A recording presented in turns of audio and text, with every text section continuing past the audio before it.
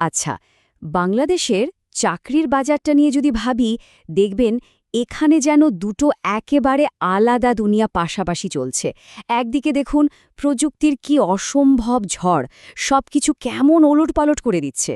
আর ঠিক তার পাশেই আছে সরকারি চাকরির সেই চিরচেনা নিরাপদ একটা জগৎ। তো আজকের এই আলোচনায় আমরা ঠিক এই দুটো জগতের ভেতরেই ঢুকব, বোঝার চেষ্টা করব ভবিষ্যৎ আসলে কোন দিকে এগোচ্ছে। তো এই ব্যাপারটা বুঝতে হলে সিটিজেন্স ভয়েসের এই কথাটা দিয়ে শুরু করা যাক। দেখুন, কৃত্রিম বুদ্ধিমত্তা বা অটোমেশন, এটাকে কিন্তু শুধু নতুন একটা টেকনোলজি ভাবলে মস্ত বড় ভুল হবে। না, একদমই না। এটা আসলে কৃষি বিপ্লব বা শিল্প বিপ্লবের মতোই বিরাট একটা ব্যাপার। মানে এটা এমন এক ঐতিহাসিক পরিবর্তন যা আমাদের কাজের ধরন, এমনকি আমাদের বেঁচে থাকার পদ্ধতিটাই পুরোপুরি পাল্টে দিতে চলেছে। তাহলে মূল প্রশ্নটা ঠিক কি দাঁড়াচ্ছে? বিশ্বজুড়ে যে এই বিশাল পরিবর্তনের ঢেউটা উঠেছে, আমাদের দেশের মানে বাংলাদেশের চাকরির বাজারে সেটার প্রভাবটা ঠিক কেমন? চলুন এই উত্তরটাই খোঁজার চেষ্টা করা যাক। তো প্রথমেই আসা যাক প্রযুক্তির এই নতুন বিপ্লবটার দিকে। এটা কিন্তু ভবিষ্যতের কোনো কল্পকাহিনী না, এটা একদম জলজান্ত বর্তমান, যা এখনই আমাদের অর্থনীতিকে নতুন করে গড়তে শুরু করে দিয়েছে। আর দেখুন, আগের বিপ্লবগুলোর মতোই এই পরিবর্তনেরও কিন্তু দুটো দিক আছে। এটাকে অনেকটা দুধারে তলোয়ারের মতো ভাবতে পারেন। একদিকে যেমন অসম্ভব সব সুযোগের দরজা খুলে যাচ্ছে, তেমনি অন্যদিকে কিন্তু বড় বড় চ্যালেঞ্জও তৈরি হচ্ছে। ভবিষ্যতের পথটা ঠিকমতো বুঝতে হলে এই দুটো দিকই আমাদের মাথায় রাখতে হবে। আচ্ছা, তাহলে এই অটোমেশনের বাস্তব প্রভাবটা ঠিক কেমন? বাংলাদেশের যে প্রধান প্রধান শিল্পগুলো আছে, সেখানে প্রযুক্তির এই ঢেউটা চাকরির বাজারকে ঠিক কিভাবে বদলে দিচ্ছে? চলুন শুরু করা যাক একেবারে আমাদের অর্থনীতির হৃৎপিণ্ড দিয়ে, মানে তৈরি পোশাক শিল্প বা গার্মেন্ট সেক্টর। এটা তো শুধু একটা শিল্প না, এটা লক্ষ লক্ষ মানুষের জীবন জীবিকার উৎস। তাই এখানকার ছোট একটা পরিবর্তনও কিন্তু অসংখ্য পরিবারের ওপর বিরাট প্রভাব ফেলে। আর সেই প্রভাবটা কতটা বড় তা এই সংখ্যাটা দেখলেই বোঝা যায়, -30.58%। সিটিজেন্স ভয়েসের একটা রিপোর্ট বলছে অটোমেশনের কারণে গার্মেন্টস সেক্টরে প্রায় 30.58% কর্মী তাদের কাজ হারিয়েছেন। একবার ভেবে দেখুন, প্রায় 1/3। এটা তো শুধু একটা পরিসংখ্যান না, এটা একটা বিরাট সংকট। তবে এর মানে কিন্তু এই না যে সব চাকরি হাওয়ায় মিলিয়ে যাচ্ছে। ব্যাপারটা ঠিক তা না। আসলে চাকরির ধরনটাই পুরোপুরি বদলে যাচ্ছে। মানে আগে যেখানে হয়তো কায়িক শ্রম বা একঘেয়ে পুনরাবৃত্তিমূলক কাজের গুরুত্ব ছিল, এখন চাহিদা বাড়ছে মেশিন চালানো, টেকনোলজি রক্ষণাবেক্ষণ বা নতুন সিস্টেমের সাথে খাপ খাইয়ে নেওয়ার মতো দক্ষতার। সোজা কথায়, টিকে থাকতে হলে নতুন দক্ষতা অর্জন করা ছাড়া আর কোনো উপায় নেই। আর এই যে পরিবর্তনের ঢেউ, এটা কিন্তু শুধু গার্মেন্ট সেক্টরেই আটকে নেই। আমাদের অর্থনীতির আরও একটা বিশাল স্তম্ভ, মানে কৃষি খাত, সেখানেও কিন্তু ঠিক একই রকম একটা রূপান্তর আমরা দেখতে পাচ্ছি।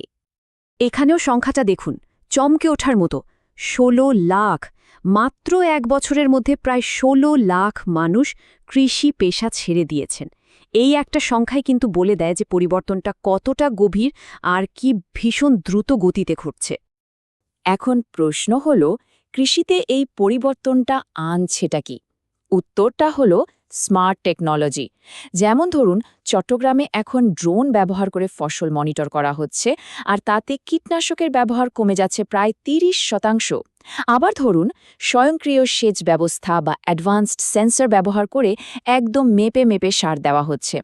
এগুলোর ফলে উৎপাদন হয়তো বাড়ছে, কিন্তু এর অন্য পিঠও আছে। আর সেটা হলো, সনাতন পদ্ধতিতে কাজ করা কৃষি শ্রমিকের প্রয়োজন দিন দিন কমে আসছে।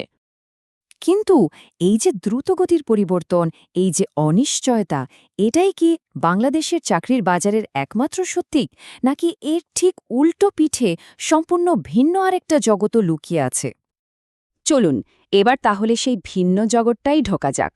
হ্যাঁ, আমি সরকারি চাকরির জগতের কথা বলছি, যেখানে অটোমেশনের অস্থিরতার কোনো ছোঁয়া নেই, বরং আছে স্থিতিশীলতা আর নিয়মকানুনের এক প্রেডিক্টেবল দুনিয়া।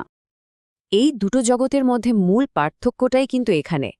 বেসরকারি খাতে যেখানে সবকিছু মিনিটে মিনিটে বদলাচ্ছে, সেখানে সরকারি খাত চলে একটা বাধা ধরার নিয়ম আর স্থিতিশীলতার ওপর ভর করে, অনেকটা যেন ঝড়ের মাঝখানে একটা নিরাপদ আশ্রয়। এই ব্যবস্থার দিকে তাকালেই ব্যাপারটা আরও পরিষ্কার হবে। দেখুন, জনপ্রশাসন মন্ত্রণালয়ের নিয়ম অনুযায়ী সরকারি চাকরিতে সবকিছু আগে থেকেই ঠিক করা থাকে। মানে নির্দিষ্ট বেতন স্কেল, কি ভাতা পাওয়া যাবে, পেনশনের নিয়ম কি হবে, প্রভিডেন্ট ফান্ড কেমন হবে, সবকিছু একেবারে ছকে বাঁধা। এখানে অনিশ্চয়তার কোনো জায়গাই নেই। এই নিয়মকানুন কতটা সুনির্দিষ্ট সেটা বোঝার জন্য পে ফিক্সেশনের মতো একটা ব্যাপারই যথেষ্ট। দেখুন, বেসরকারি খাতে বেতন নির্ভর করে হয়তো পারফরম্যান্সের ওপর বা বাজারের চাহিদার ওপর, কিন্তু সরকারি চাকরিতে বেতন নির্ধারিত হয় একজন কর্মচারীর গ্রেড আর তার চাকরির সময়কালের ওপর ভিত্তি করে, একটা পুরোপুরি আনুষ্ঠানিক প্রক্রিয়ার মাধ্যমে। আর এটাই কিন্তু সরকারি চাকরির এই স্থিতিশীলতার মূল ভিত্তি। তাহলে এখন প্রশ্ন হল, সামনের পথটা কি? আমাদের সামনে তো দুটো সম্পূর্ণ ভিন্ন জগৎ, একটা ঝড়ের গতিতে ছুটছে আর অন্যটা প্রায় স্থির। এমন একটা পরিস্থিতিতে একটা দেশ হিসাবে আমাদের ভবিষ্যতের পরিকল্পনাটা ঠিক কী হওয়া উচিত? তবে আসার কথা হল, এই দুই জগতের মধ্যে একটা সেতু তৈরি করার পথ কিন্তু আছে, আর বিশেষজ্ঞরা ঠিক সেই রকমই একটা সমন্বিত জাতীয় কৌশলের কথা বলছেন। এই কৌশলের মূলত ৩টে ধাপের কথা বলা হয়েছে।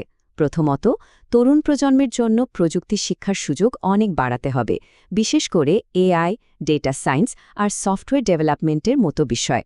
দ্বিতীয়ত, শিক্ষকদেরকেই আধুনিক প্রযুক্তিতে প্রশিক্ষণ দিতে হবে, যাতে তারা ছাত্রছাত্রীদের ঠিকঠাক পথটা দেখাতে পারেন। আর সবশেষে, যারা ইতোমধ্যেই কর্মক্ষেত্রে আছেন তাদেরও নতুন প্রযুক্তির সাথে খাপ খাইয়ে নেওয়ার জন্য পুনঃপ্রশিক্ষণ বা রিট্রেনিংয়ের ব্যবস্থা করতে হবে। তাহলে সব আলোচনার শেষে মূল কথাটা কি দাঁড়ালো? ভবিষ্যতের এই চাকরির বাজারে টিকে থাকার আসল চাবিকাঠিটা আসলে কি? সিটিজেন্স ভয়েসের এই একটা কথাই হয়তো পুরো আলোচনার সারমর্ম। পরিবর্তনের সঙ্গে তাল মিলিয়ে চলাই হবে ভবিষ্যতের চাকরি বাজারে টিকে থাকার মূল চাবিকাঠি। এর থেকে সহজ এবং সত্যি কথা আর হয় না। এই যে বিরাট পরিবর্তনের যুগ, এখানে খাপ খাইয়ে নেওয়ার ক্ষমতাটাই হবে টিকে থাকার সবচেয়ে বড় হাতিয়ার। আজকের আলোচনা শেষ করছি একটা জরুরি প্রশ্ন দিয়ে। একদিকে প্রযুক্তির এই দ্রুত বদলে যাওয়া দুনিয়া, আর অন্যদিকে প্রায় স্থির সরকারি খাত। এই দুই ভিন্ন বাস্তবতার একটা দেশে পরিবর্তনের সাথে তাল মিলিয়ে চলার আসল মানেটা ঠিক কী? এই প্রশ্নটা আমাদের সবার ভাবার জন্য রেখে গেলাম।